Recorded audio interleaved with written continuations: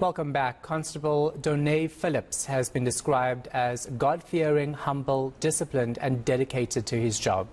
The 32-year-old was among 3 people who were shot dead at the New Somerset Hospital last weekend.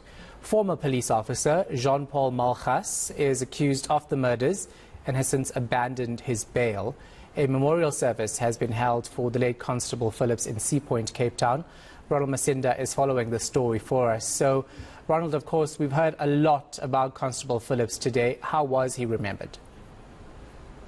Well, Shahani was also remembered as a person who served all people from all races. I mean, when he started his career back in 2016, he worked in the Bishop Lavis community, a predominantly colored community. Then he went on to move to the Harare Khayelitsha police station, where he served the predominantly black African community. And then later on, around 2020, he moved to Sea Point, where he also worked with the white community. But also he was remembered as a brave cop because during his last days, he cracked a case where 3 people were arrested for housebreaking in Sea Point, and many believe that this police officer could have had a long and illustrious career, and certainly a beacon of hope for many people in South Africa, especially with crime and looking up to police like Constable Phillips. They would have wanted someone who would be someone that will address all their needs with regards to crime. So a big loss to the South African Police Service, but also what is even more disappointing for SAPS is that he succumbed allegedly in the hands of an ex-police officer. We heard from the brother of Constable Phillips, and he also had this to say. So in 2016, he joined the police college in Bishop Lavis and completed his training in December the same year. And I believe that was a very difficult year for everybody involved in that training, because he always complained.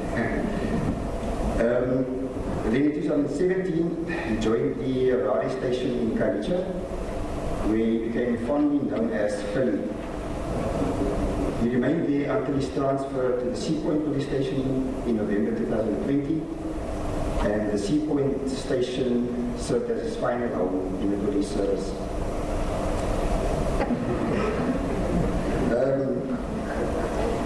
So all of these 4 passions, I think most of them are from me, not me, from my mom's party.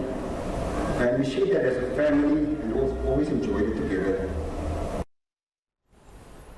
What are police saying about their investigations into this incident?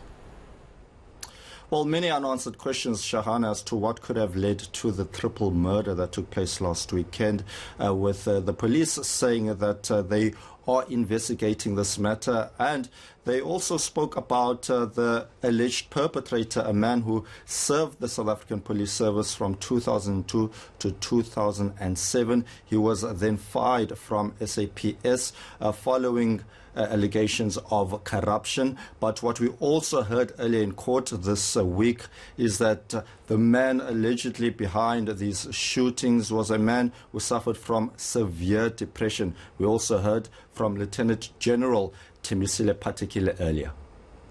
We know the shooter was an ex-policeman who received similar training as the Philly, as we normally call him, Constable Philip, late Constable Philip.